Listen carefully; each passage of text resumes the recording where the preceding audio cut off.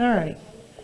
So number 1 is acuity, and that just means sharpness. I don't know if you guys remember from first semester. I'm on the right unit, right? Unit 5. Yours probably looks a little different. This is an older version of the workbook, but it's the one I have highlighted.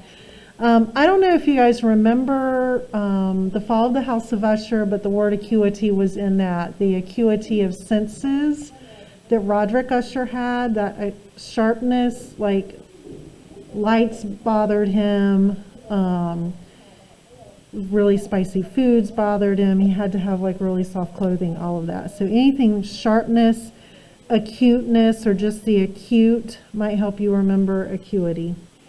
Number 2, delineate, is describe or depict.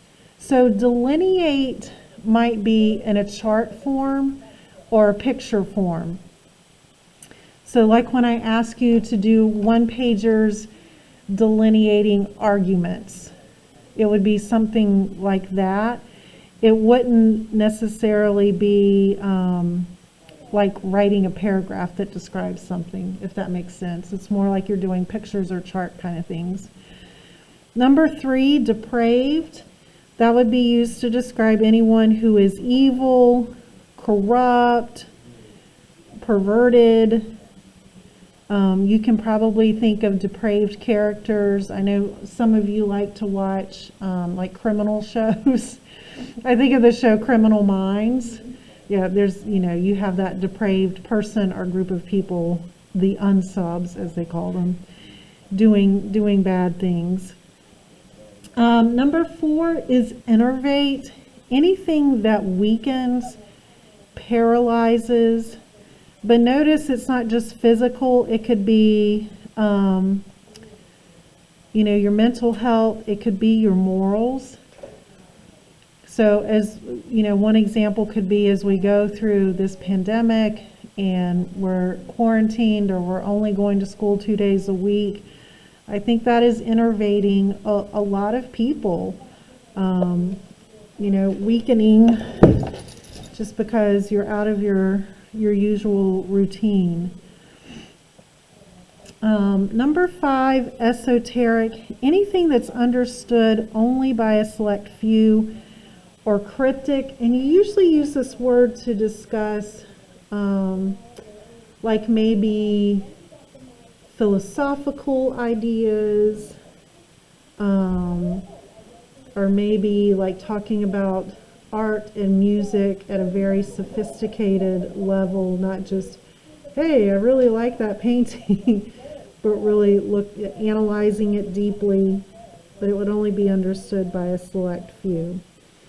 Number 6 is pronounced fecund, fruitful, fertile. So notice your alliteration here, all of these F's. Fecund, fruitful, fertile.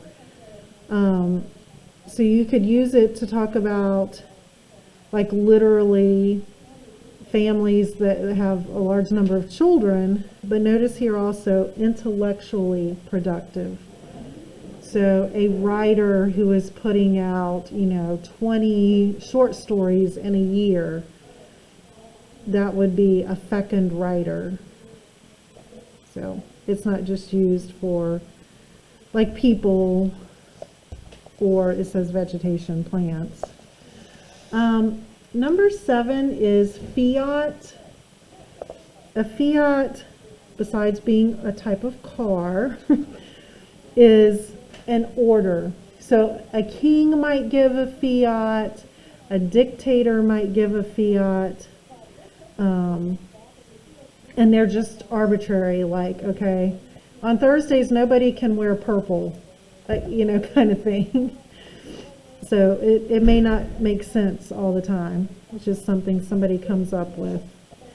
Number 8, figment. I think everybody knows that. That's why I don't have it. Like the figment of your imagination. Like your mind's kind of playing tricks on you. It's made something up. Especially when you're at home alone and it's storming and you think you hear somebody like banging on a door or a window or something. But it's just something that pops into your head. It's not real. Number 9, garner, is you get something through effort, you accrue, you garner goodwill when you work hard, when you try to help others. You garner trust by always being responsible. Number 10, hallow is holy. Bless is another synonym for it. You usually hear it in adjective form with the ed on the end, like hallowed ground, sacred ground. It is. Yes, hallowed be thy name. Yep. Summer was saying it's in the Lord's Prayer, which it is. Number 11, idiosyncrasy. Those weird things that we all have. Nobody can say that they don't have that peculiar little thing, that quirk. So when I have my bookshelves with books, which I've taken off most of them because I didn't know what we were supposed to do with them, guys, I either have them in order of genre, and then within the genre, it's by size, from largest to smallest. That's my little quirky thing. I don't expect anybody else to organize their stuff that way. It's just me. And I don't know about you guys, but at home in my closet, things are color coded. So like red sweaters are hanging with red sweaters, and then blue sweaters, y'all think I'm crazy now, but I know somebody does this, somebody else besides me. Blue sweaters are with blue sweaters. My socks are put together neatly and alternated, and I have to alternate stuff. Y'all are like, Miss Vickers, we're learning way too much. Does nobody else do this? Who said that? Mia, thank you. I'm not crazy. I don't expect anybody else to do it, and I certainly don't go in my children's rooms and do that for them. I don't have that kind of time. What? Isn't that like OCD? I do not have OCD. I promise. It does not stop. My life doesn't stop if things are not just so. As you can see by looking when you're in here at my desk. I mean, I control what I can. I can control my clothes. Like, I'm the only one wearing them. I'm not going to move them. But anyway, but yes, some people might say that, Derek. My husband does from time to time, because we share the same closet. So I will organize his stuff sometimes.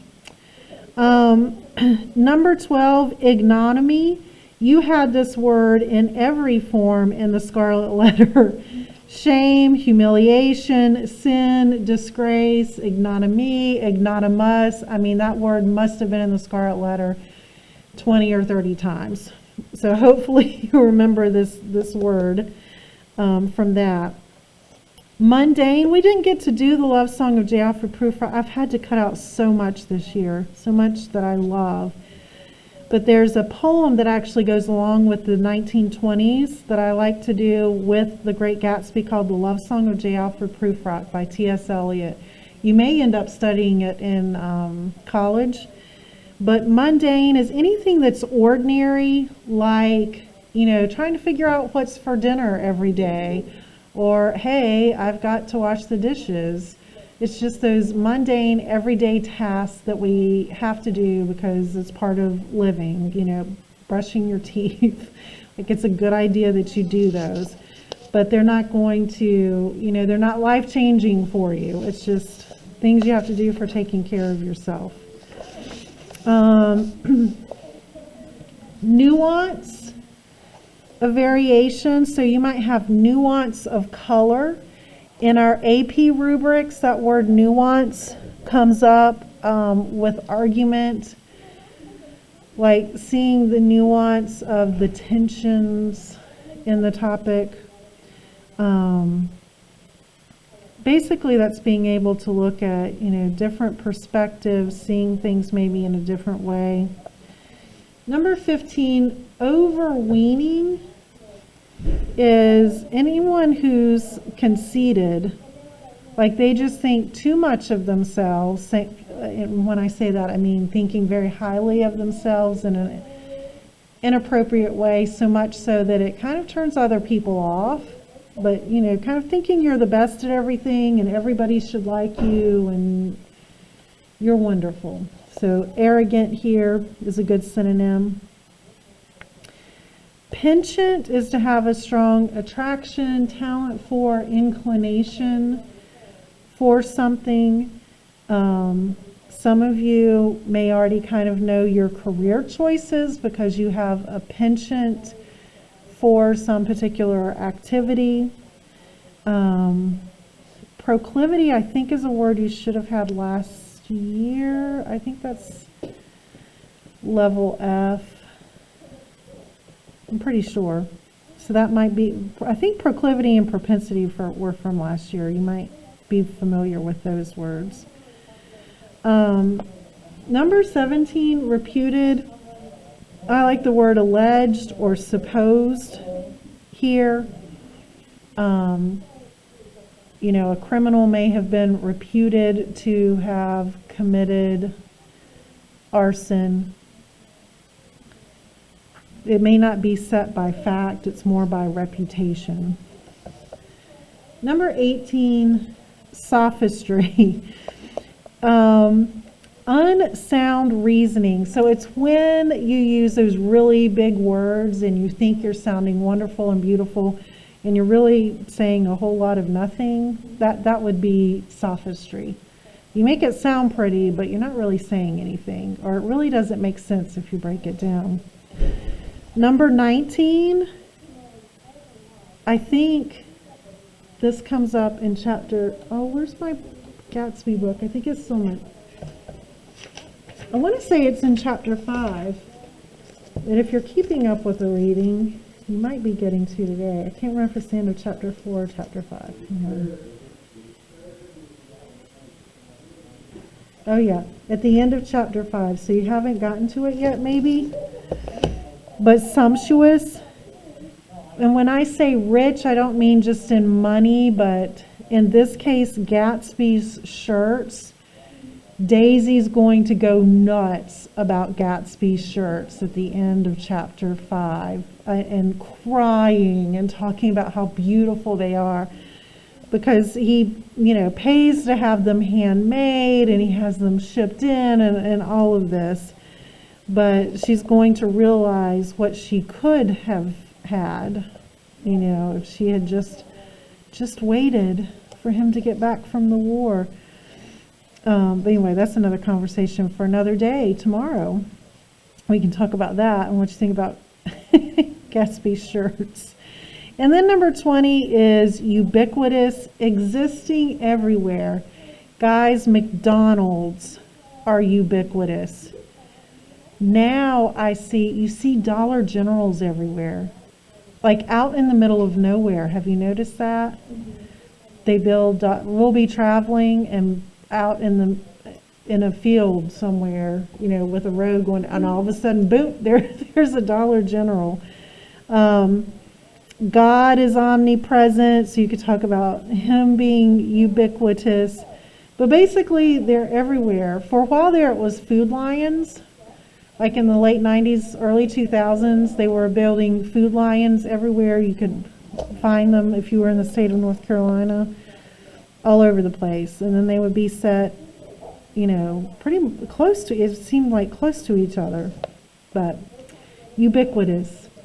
So that's your quick introduction to the words. Sorry I didn't get to it on Monday.